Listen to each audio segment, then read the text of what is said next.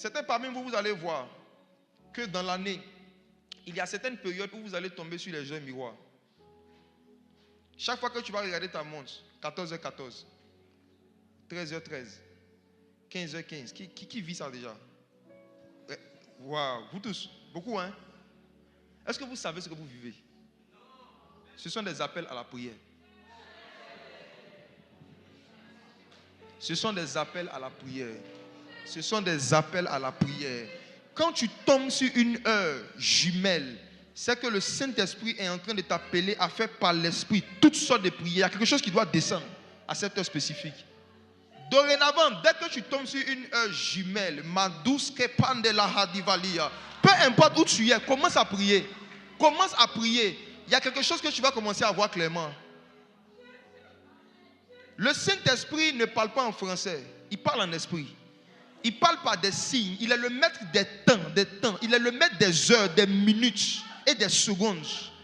Il peut utiliser des temps pour attirer ton attention sur une action que tu dois faire par rapport à la prière.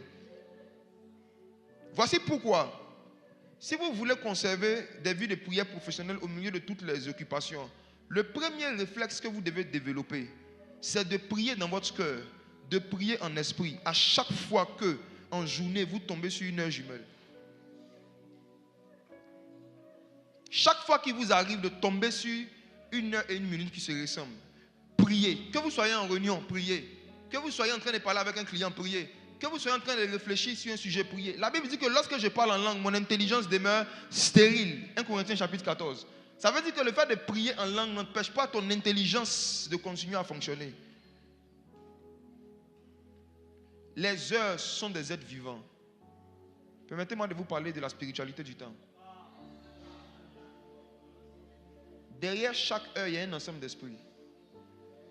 La preuve que les heures sont des êtres vivants, c'est qu'au fur et à mesure que les années passent, au fur et à mesure que le temps passe, le corps se détruit. Ce ne sont pas les microbes qui détruisent le corps, c'est le temps. Même si quelqu'un habite dans un lieu où il n'y a pas de microbes, enferme-le là pendant 30 ans. Quand tu vas venir, il a vieilli. Ou il est tombé malade. Le temps détruit les créatures. Le temps détruit les objets. Le temps détruit les êtres humains.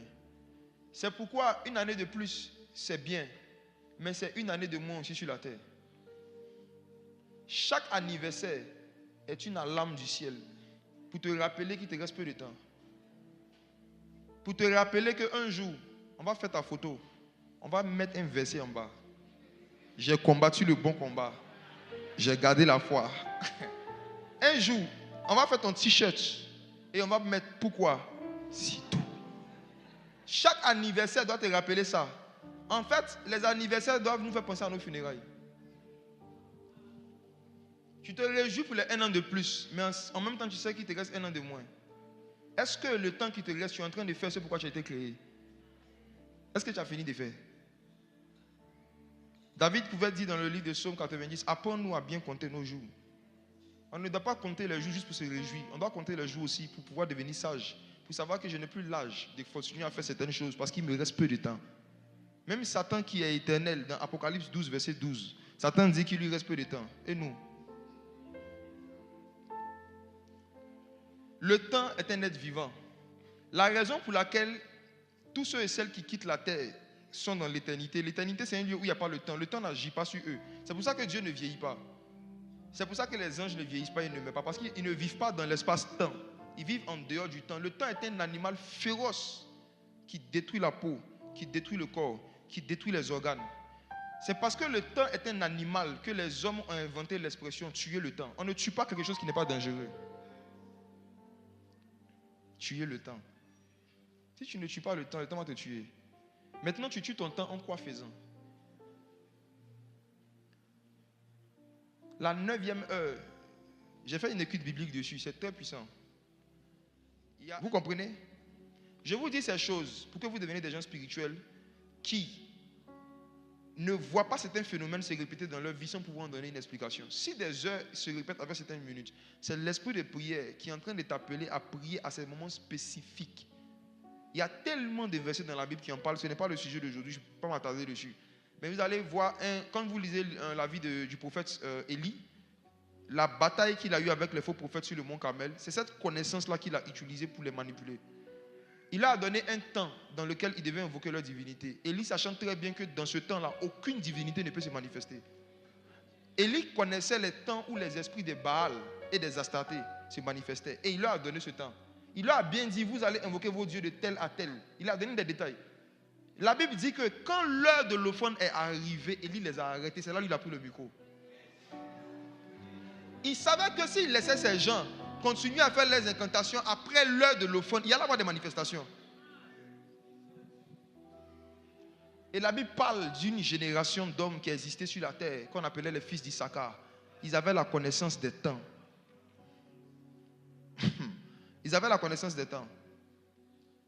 Il y a certaines personnes qui disent ici, Satan sait. Satan sait, en regardant le passé de votre famille, il sait que s'il y a un certain âge qui passe, vous ne pourrez plus vous marier. C'est pourquoi il vous inspire à trier gazon.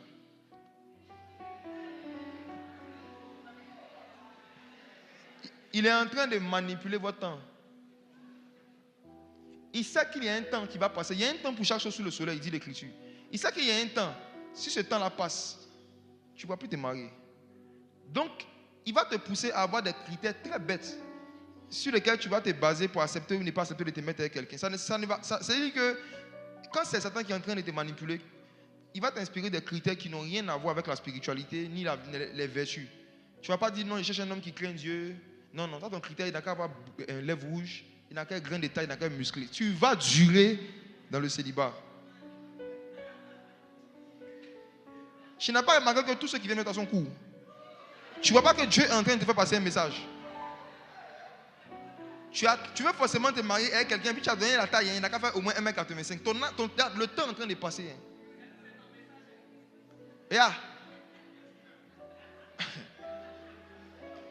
La Bible dit que nous les hommes, on est tous créés à l'image et à la ressemblance de Dieu. Chaque homme, sa façon d'être là, sa taille là, ça ressemble à quelque chose de Dieu. Mépriser ça, c'est mépriser Dieu. Chacun d'entre nous, il y a un aspect de Dieu qu'on représente sous différentes formes et sous différentes tailles. Ceux qui sont grands de taille, ils représentent la grandeur de Dieu. Ceux qui sont petits représentent l'humilité de Dieu.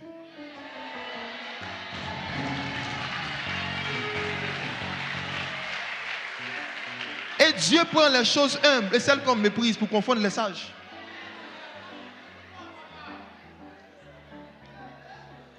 Chacun d'entre nous, notre image est une image de Dieu.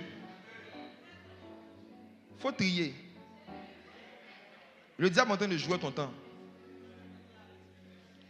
Les vertus que tu recherches devaient être internes d'abord.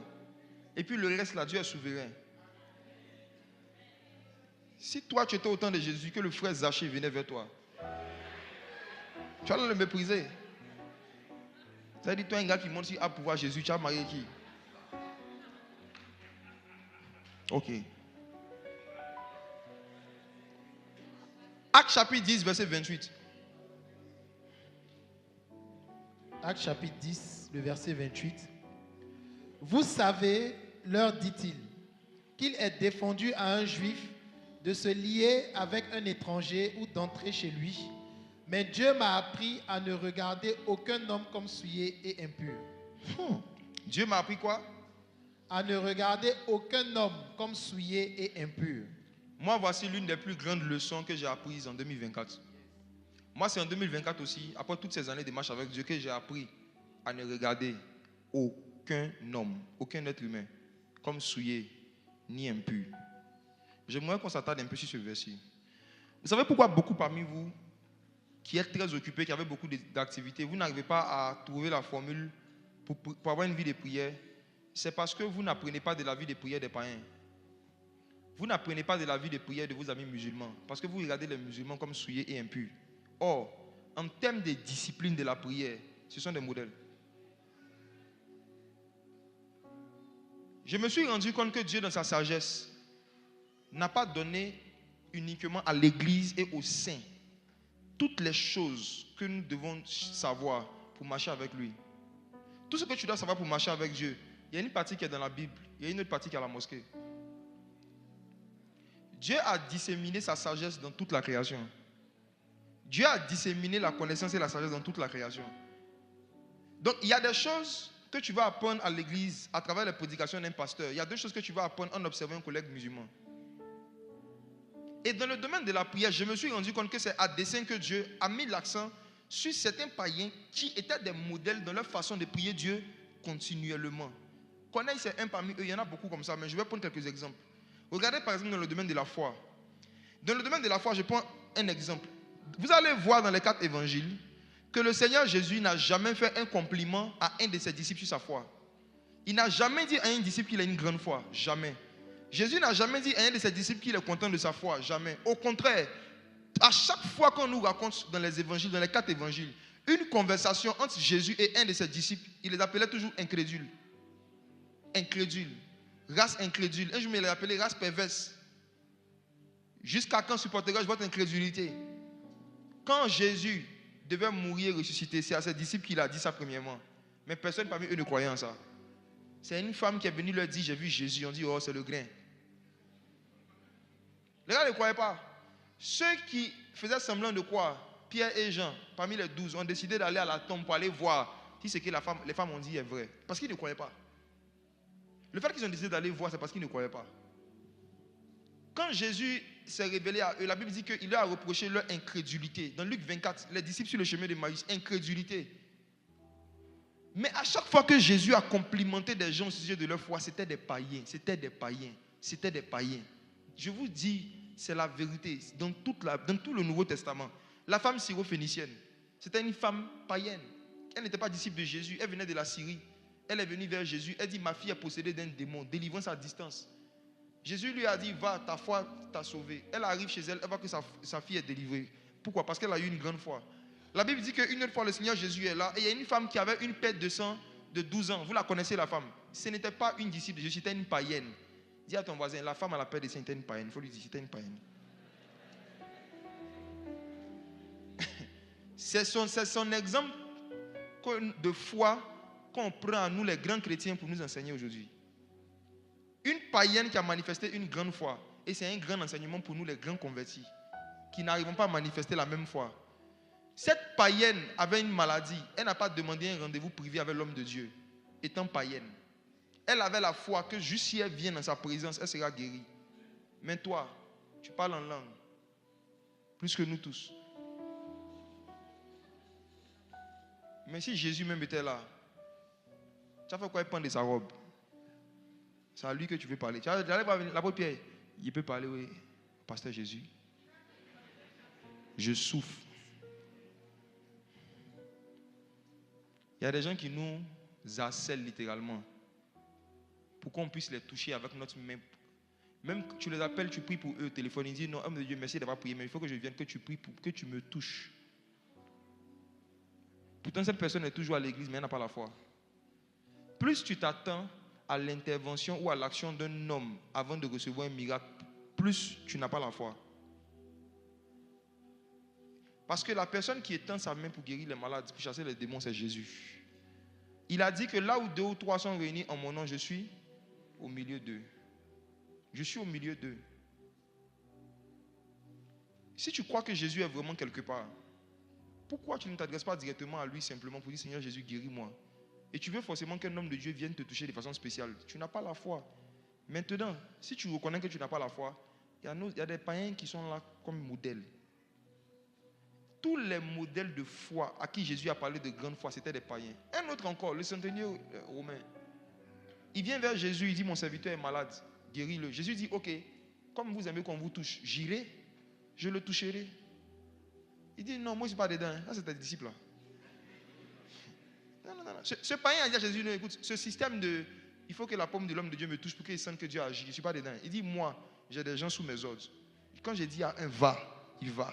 Quand je dis à l'autre viens, il vient. Moi je comprends le système de communication et de fonctionnement de ton royaume. Dis seulement un mot, mon serviteur sera guéri. C'est un païen qui a donné cette révélation. Un païen. Les païens ont tellement de choses à nous apprendre sur Dieu. Mais Satan nous apprend à regarder certains hommes comme souillés et impurs. Une fois que tu vois quelqu'un comme ça, même si c'est un pasteur, tu ne peux plus rien recevoir de lui. Une fois que tu vois quelqu'un comme souillé et impur, tu ne peux plus rien apprendre de lui, tu ne peux plus rien recevoir de lui. Même s'il te touche, dans le monde spirituel, tu as brisé la loi de l'honneur. Le fait que tu regardes dans ton cœur la personne comme souillé et impur, c'est-à-dire que toi tu es mieux que la personne. tu fais l'une des choses que Dieu a en horreur. Dans le livre de Proverbes, la Bible dit qu'il y a 7 choses que Dieu a en horreur. Et la première chose, les yeux hautains. Les yeux hautains. Les yeux hautains. Regardez quelqu'un de haut, sur la base de la connaissance de certains de ses péchés. Hey. Comme tu connais les péchés de tes collègues païens, dans ton cœur, ils ne peuvent rien t'apprendre. Pourtant, ton collègue arrive à prier chaque vendredi à 13h. Et tu vois qu'il est constant. Tu vois que parfois, il prie chaque jour à la même heure. Peu importe le lieu où vous êtes, lui, il assume son Dieu en public. Il a la force de mettre un tapis devant vous, d'enlever ses chaussures et de prier. Mais toi, quand tu dois juste prier sur la nourriture, tu regardes autour de toi d'abord. Il ne faut pas qu'un me voit prier. Tu ne fermes pas tes yeux. En fait, tu fais tout pour ne pas qu'on sache que tu es en train de prier. Les païens doivent t'enseigner la fierté de son Dieu. Je parle à des gens ici qui se connaissent. Pourquoi quand vous voulez prier au travail, vous vous cachez? Pourtant, quand vos collègues musulmans prient, ils prient devant tout le monde. Ce n'est pas parce que vous êtes discret, c'est parce que vous avez honte de Jésus. Ce n'est pas la distraction. Ce n'est pas la discrétion, pardon. C'est parce que vous avez honte de Jésus. Pierre dit, Dieu m'a appris à ne regarder aucun homme, même pas un inconverti, comme souillé et impur. Cela ne veut pas dire que les hommes ne sont pas souillés et impurs. Mais ce que ça veut dire, c'est que Dieu ne nous donne pas le droit à nous-mêmes qui avons été sauvés par grâce, de regarder quelqu'un qui n'a pas encore reçu la grâce comme étant au-dessous de nous. Et dans Philippiens chapitre 2, verset 3, il est clair. On peut lire ça? Philippiens chapitre 2, le verset 3. Ne faites rien par esprit de parti ou par vaine gloire, mais que l'humilité vous fasse regarder les autres comme étant au-dessus de vous. Écoutez-moi, l'humilité, ce n'est pas la faculté de s'habiller mal et de faire pitié. L'humilité, ce n'est pas la faculté de s'abaisser pour saluer les gens comme si tu n'as pas de colonne vertébrale. L'humilité, c'est ta façon de regarder les gens dans ton cœur.